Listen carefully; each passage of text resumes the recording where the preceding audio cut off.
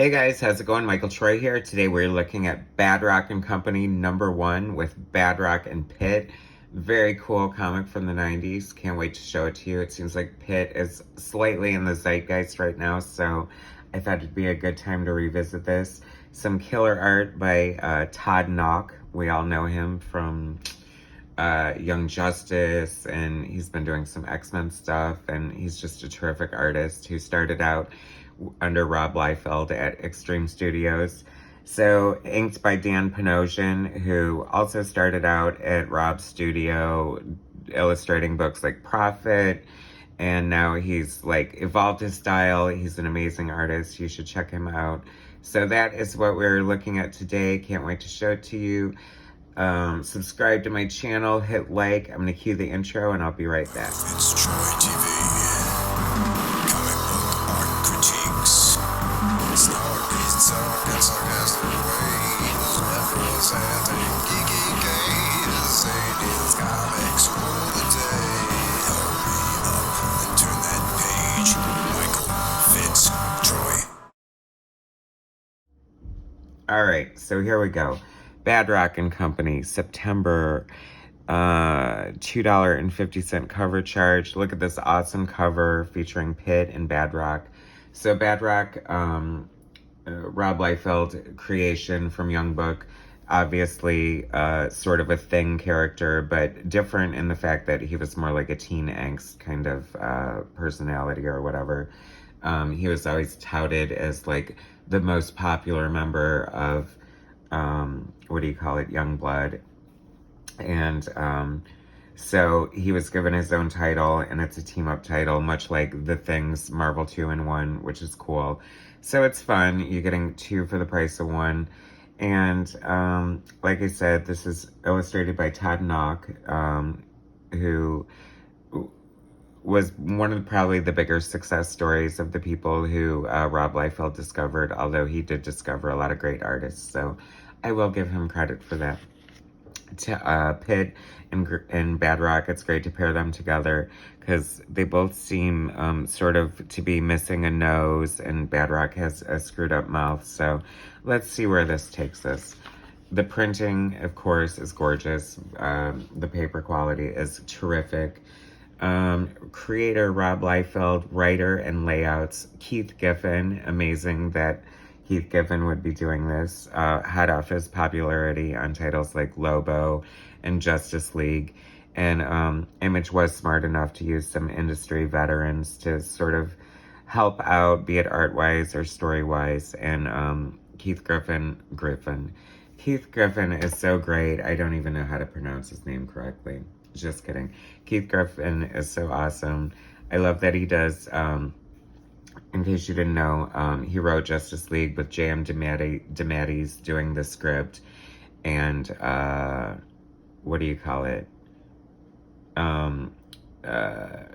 so Keith Giffen would do the plot, and his plots would always come in the form of layouts since he's an artist as well. I love writers who lay out books like that. Apparently Mike Barron used to do that as well. He hasn't done it for years. Alan Moore has been known to include illustrations with his plots as well. So I think that a lot of comic book creators that would go on to become writers, I mean, who doesn't want to be able to draw? Who doesn't want that ability? Who doesn't want to draw comics? So there were a lot of writers who started out that way. I believe Marv Wolfman was another. Feel free to mention any other. Brian Bendis, he drew Torso or Jinx, one of those first books that he got a lot of critical acclaim for.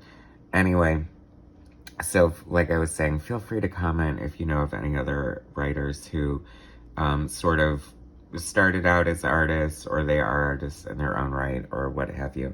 So creator Rob Liefeld, writer and layouts Keith Giffen, penciler Todd Nauck, inker Larry Stucker, colorist Byron Tallman, letterer Kurt Hathaway, color separations Extreme Colors. Interesting that,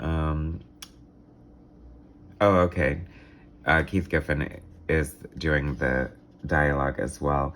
And this is a team-up book with Badrock, the most popular member of Youngblood. And so we're pitting him against Pitt here. And apparently Dale Keown wasn't super crazy about other image creators using his Pitt because he didn't want him to be like oversaturated or misused or something like that, which is kind of funny because I absolutely adore Dale Keown's art. I think Pitt is amazing. The book looked completely gorgeous, but not the strongest writing on the planet, so I don't know. This is interesting. Like I said, Todd Nauck would go on. I think Young Justice is probably his biggest known work. But he definitely showed a lot of promise. I mean, like a lot of people who started out at Extreme Studios or Awesome Entertainment or whatever Rob Liefeld was calling it at the time, since his company has changed several times over the years for whatever reason. But, you know, he definitely started out trying to look like Rob Liefeld in like a house style in a sense, which also always cracked me up because I feel like Image was founded for all the reasons they bitched at and hated Marvel for, and then they would go on to do the same exact things, like creating your own house style or whatever. Very strange, but whatever. I mean, this isn't about the history of Image. It's about looking at this Badrock and Company. It's funny because this has to be better than a lot of other Image books because you have an actual, like, great writer. I mean, Image books have notoriously, you know, the early days of Image, you know, they were gorgeous, they were poorly written, and they were super late. And I think those are the three hallmarks of an early 90s Image comic. Here comes Pitt, and I have to give it to Todd Nauck. He draws an amazing Pitt. Pitt looks very cool and very appropriate there. So cool for that. And of course they meet each other, and the first thing they do is kick the crap out of each other. I love the coloring was like so evolving in the 90s and the computer coloring, and it's super rendered, and you see a lot of these like I don't know, just the hyper shading on the teeth, and the, you know, the rendering is like almost airbrush with color in a sense, but not really. I know that was so technical, right? 1, 2, 3, 4, 5 toes. Okay. And very, very jacked up toenails. That seems like that would be problematic. Actually, it's kind of weird to see Pitt barefoot because I believe he wears boots normally, but I could be wrong about that. Just the facts, man. Just the facts. Supreme, the greatest hero of all time. Even though he's just like old Superman with white hair. But who doesn't love the Alan Moore Supremes? And the Eric Larson Supremes were pretty good as well.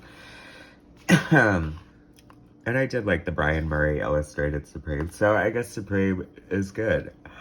Here comes a big double page spread of Pitt being punched out and flying through the air. Amazing. Like I said earlier before the intro, Dan Panosian, like, he's like quite the artist. Like, if you've seen his current stuff, like, it's totally amazing. I think what would be really cool is to have like Prophet be revived and have Dan Panosian draw that, and Stephen Platt, who was also pretty famous for drawing Prophet. But that would be cool to see their like styles today on the sort of stuff that they cut their artistic teeth on, if you will. That's funny. Todd Nauck has definitely evolved and grown as an artist. I mean, the anatomy in this kid is so wonky. His art is a little, I mean, it's still definitely cartoonish and a little wonky, but I think it's definitely more confident and more precise. And he definitely was always bringing the details. So I really like Todd Nauck's art. I totally have an appreciation for him, and I think he's fantastic. Now, this is strange here because I think Badrock, I don't know if this is supposed to be his bicep and his arm just finishes here, but a little bit of a poor choice. It looks like he just has like a severed limb, so. And the Badrock Cafe, because he was the most popular member of Youngblood, so he would definitely have a book named after him. I love that they have Troll picture hanging on the wall because Troll was supposed to be like the one gonna knock Badrock off of his popularity, hilariously enough, even though he's just like a little person version of Wolverine from Weapon X by Barry Windsor Smith with John Lennon glasses. I know that sounds like a great description for a book. Can't wait to rush out and buy that one. So this is pretty simple. This was one of the many, I don't know, sort of throwaway books from Image. Extreme Studios presents. And it's just a fun trip down memory lane. Oh, Joe Madureira drawing Deadpool. No, Die Hard. I'm sorry. I forgot which action movie was ripped off, which title was ripped off for the name of this Rob Liefeld character. But a very cool shot of Die Hard nonetheless, illustrated by a young Joe Madureira. I'm guessing this is well before Battle Chasers, and inked by the ever-capable and talented Art T-Bear. I love his inks. He's pretty good.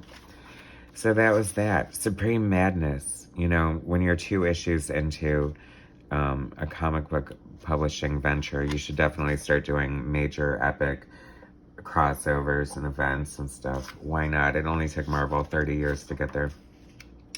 McFarlane, Spawn, almost monthly from Image Comics. I love and appreciate that so much. At least he's being honest about it, and that's a cool cover. I miss Todd McFarlane's art. Spawn was so good when Todd McFarlane drew it. And I just wish, I mean, he doesn't necessarily have to draw a monthly book, but can't we have, like, an original Spawn graphic novel or something every now and then? I mean, the man still draws, like, pretty consistently. If you haven't seen The Dragon lately, you're a dork. And you're also ripping off Frank Miller, I'm guessing. But hey, I love The Dragon. I love Eric Larson, so I'll allow it. Anyway, Badrock and Company, #1.